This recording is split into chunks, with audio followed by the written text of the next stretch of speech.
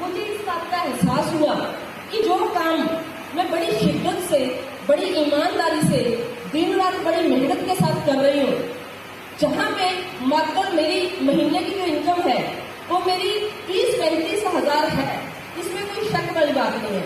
लेकिन उस काम के खर्चे भी थे, मेरी दुकान का किराया, बिजली का बिल, कारीगरों की सैलरी, चाय पानी का खर्चा, टेलीफोन का खर्चा, आने जाने का खर्चा, ये सारे खर्चे निकालने के बाद जो मुझे पैसा बचता था वो मात्र बचता था 10, 12 या 15 या जोर मार के सीजन में 17-18 हजार रुपया महीना। तो मैं आप सभी से एक बात पूछना चाहती हूँ कि आज के इस महंगाई के दौर में 10,000, 12,000, 15,000 या 20,000 रुपये में क्या हम एक अच्छी और खूबसूरत जिंदगी जी सकते हैं? प्लीज थोड़ा सा बोलिए। क्या हम अपना अच्छा घर बना सकते हैं? क्या हम अपने बच्चों को अच्छी एजुकेशन दिलवा सकते हैं? क्या हम अपने बच्चों की अच्छी शादियां कर सकते हैं? क्या हमारे पास इतना पैसा हो सकता है कि अगर हमारे ऊपर कोई दुख का पहाड़ टूट जाए तो हमारा गुजारा हो सकता है? आज अगर हम अपने बैंक बैलेंस की तरफ देखें तो दोस्तों हमें अंदाजा लग जाएगा कि हमारा आने वाला कल कैसा हो सकता है, जबकि आज हमारे पास टाइम भी नहीं है और आज हमारे पास पैसा भी ना टाइम है ना पैसा है। वही हाल मेरा था।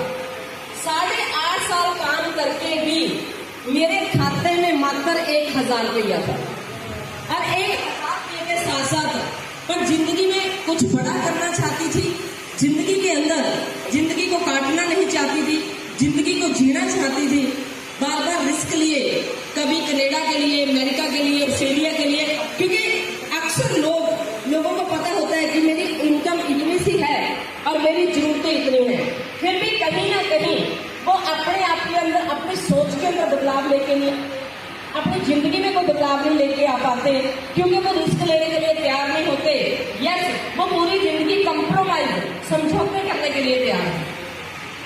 उनको ये होता है कि नया मोटरसाइकिल क्या करना है, सेकंड हैंड ले लेते हैं, बड़े घर का क्या फायदा, छोटा घर बना लेते हैं, बच्चों को इंग्लिश मीडियम में पढ़ाने का क्या फायदा, सरकारी स्कूल है ना, तो ऐसी चीजें करनी शुरू कर देते हैं।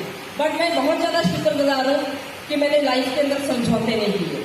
मैं एक बदलाव चाहती थी, मुझे तलाश थी एक मौके की, उस मौके को हासिल करने के लिए बार बार रिस्क लिए और रिस्क लेते लेते मेरे सर पे 7 लाख रुपये का कर्जा हो गया।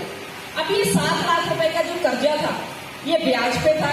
अब जो बिजनेस में से मेरी जो मेहनत करके मुझे 10, 12, 15 हजार रुपया बचता था, जिससे मेरा घर चलता था, अब वो सारे का सारा इस ब्याज में जाना शुरू हो गया। अब मेरे हालात इतने बुरे हो गए कि मेरे पास घर में राशन डालने के लिए पैसे नहीं थे, बिजली का बिल देने के लिए पैसे नहीं थे, दूध का बिल देने के लिए पैसे नहीं थे। एक रुपये के लिए तरसना जिसको कहते हैं मैंने देखा है। ये दौर है 2004, 2005, 2006 का। बहुत बुरे हालात थे, बहुत ज्यादा। बट दोस्तों बुरा वक्त मेरे ऊपर ही नहीं आया, हर इंसान में जिंदगी के अंदर हर इंसान के ऊपर बुरा वक्त आता है। बट कुछ लोग होते हैं जो बुरे वक्त के अंदर जिनका हौसला और हिम्मत टूट जाती है, वो बिखर जाते हैं। जो अपने हिम्मत और हौसले को टूटने नहीं देते, दोस्तों उनको मौका जरूर मिलता है और वो निखर जाते हैं, मैं बहुत शुक्रगुजार हूँ ऊपर वाले की, मैं बहुत बड़ी शुक्रगुजार हूँ अपने सपनों की, जिन्होंने उस बुरे वक्त के अंदर मेरा हौसला नहीं टूटने दिया, मेरी हिम्मत नहीं टूटने दी, मुझे बिखरने नहीं दिया। मुझे विश्वास था कि एक दिन मेरी जिंदगी में ऐसा जरूर आएगा कि जिस दिन बहुत खूबसूरत मौका मेरी लाइफ मेरे पास लेके आएगी।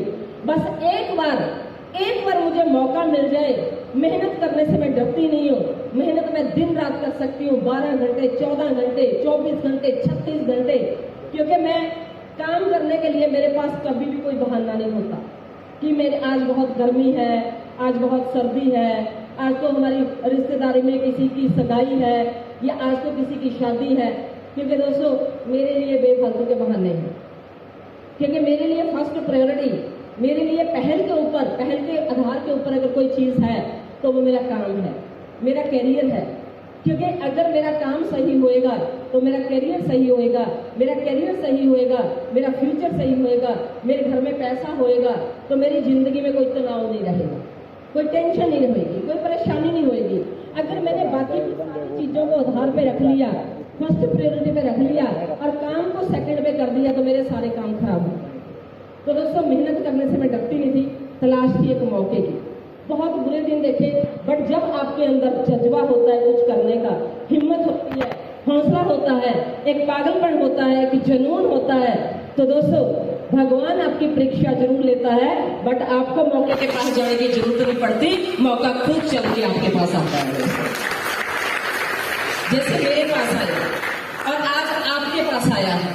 बिलीव करना, बहुत भाग्यशाली होते हैं वो लोग जिनके पास मौका आता है।